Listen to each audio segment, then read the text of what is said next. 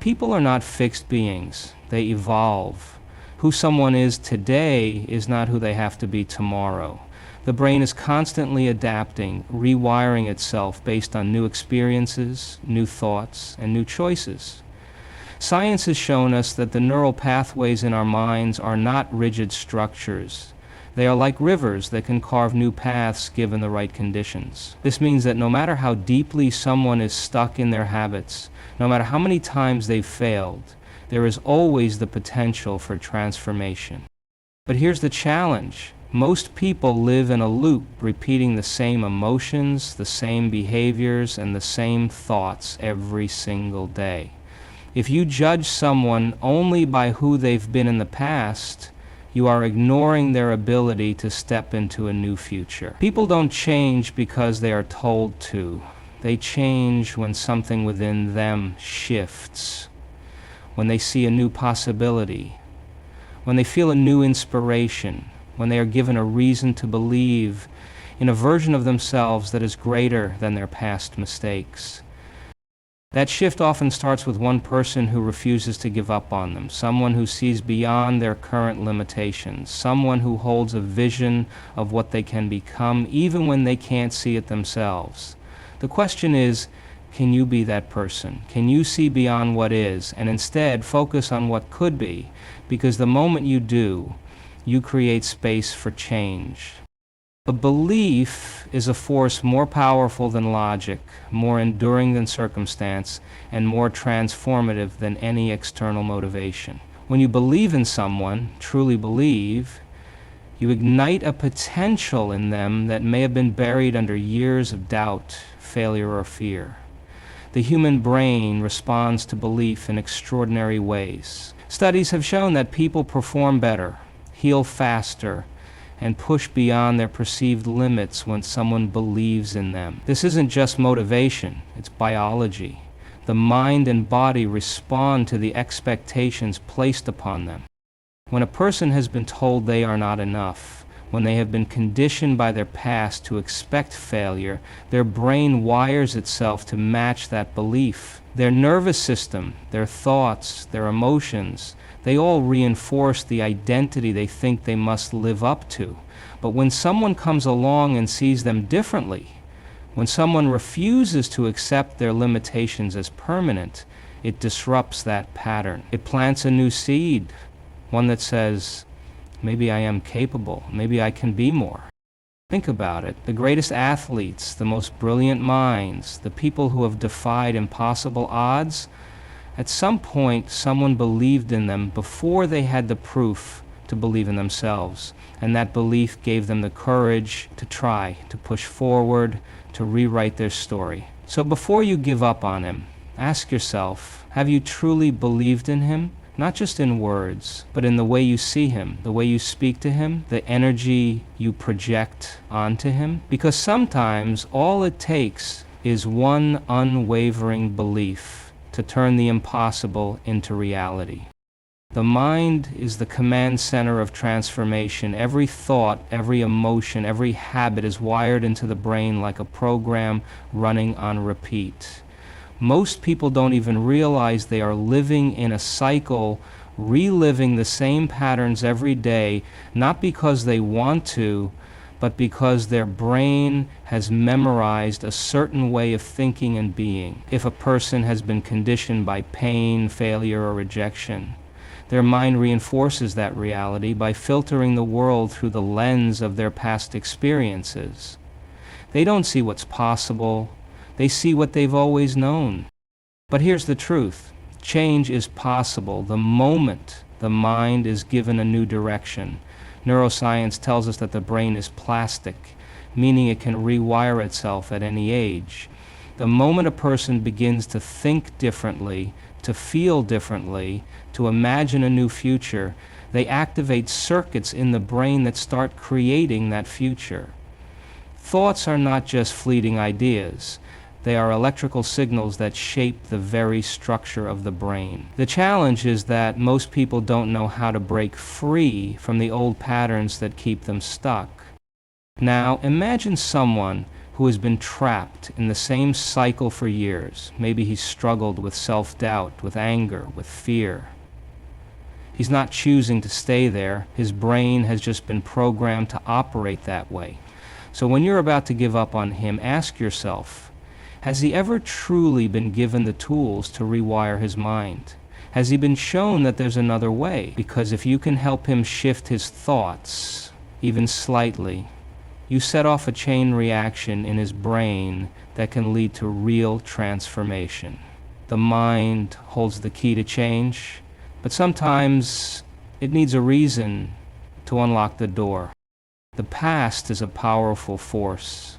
It shapes the way we think, the way we feel, and the way we react to the world. Most people are not living in the present. They are living in a pattern created by past experiences. If someone has been hurt, they may expect hurt. If they have failed, they may anticipate failure. Their brain, conditioned by repetition, keeps them stuck in the same emotions, the same behaviors, the same story. And when you look at them, you might only see that story, the one they've been repeating for years. But here's the truth. The past is not a life sentence. No matter how deeply ingrained a habit, a reaction, or a belief may be, it can be changed. The brain does not distinguish between what is real and what is imagined. This means that if a person begins to see themselves differently, begins to feel a new future rather than relive an old past, their mind will start to rewire itself to match that vision. The challenge is that most people don't know they have this power. They think their past defines them, when in reality, it is only a collection of memories they continue to energize with their attention. So before you give up on him, consider this. Has he ever been shown how to break free? Has anyone ever taught him that he is not his past? That his past behaviors are not his identity? That the way he's always been is not the way he has to be? Because when a person realizes they are not bound by what was, they open the door to what could be. The past may have built the walls around him, but it is his mind and the belief of those around him that holds the key to breaking free. Sometimes the frustration we feel toward others has less to do with them and more to do with something unresolved within ourselves.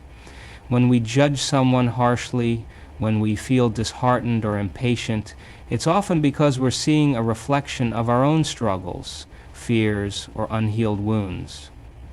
The human mind tends to project its inner conflicts onto others. If someone triggers you in a certain way, it's worth considering, what about this situation is touching something inside of me? In moments of frustration, it's easy to point the finger outward, to blame the other person for not changing, for not growing, for not being who we think they should be.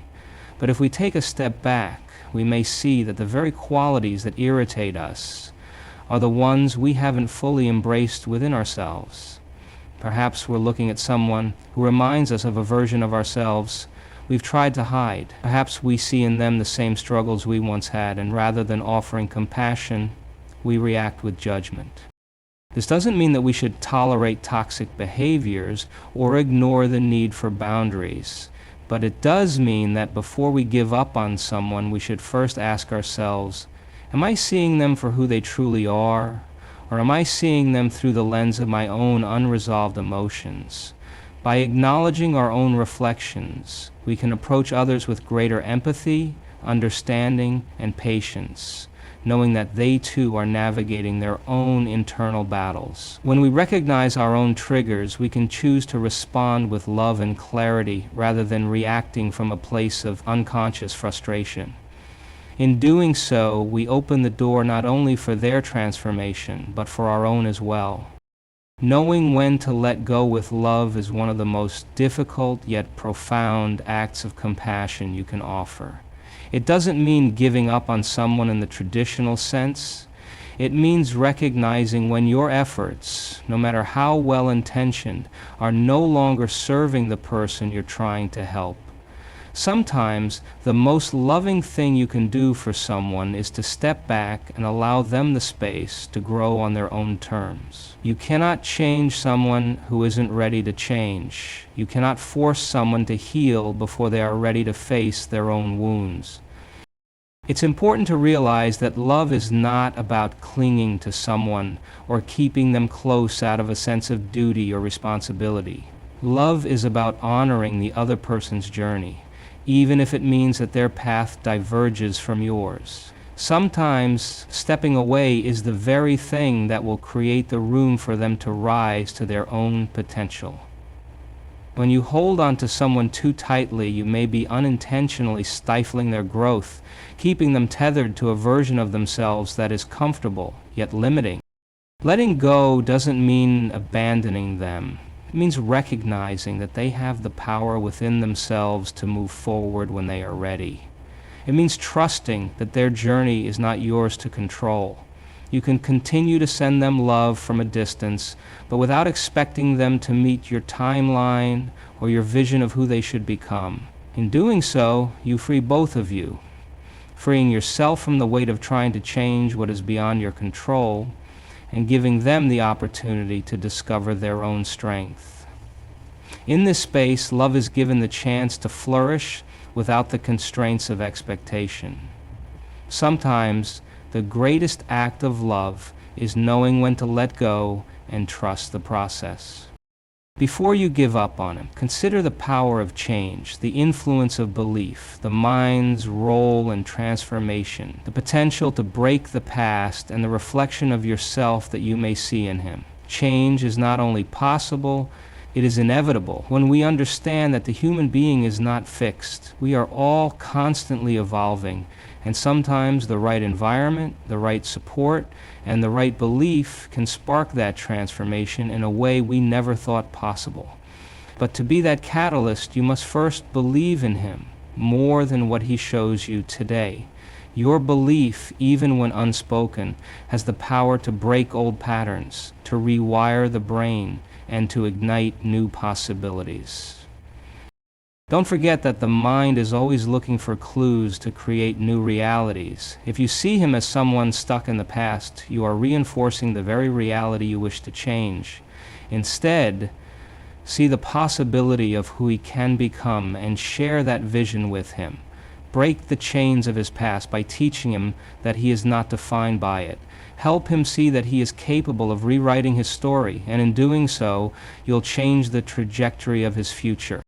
But in this journey of transformation, take a moment to look inward.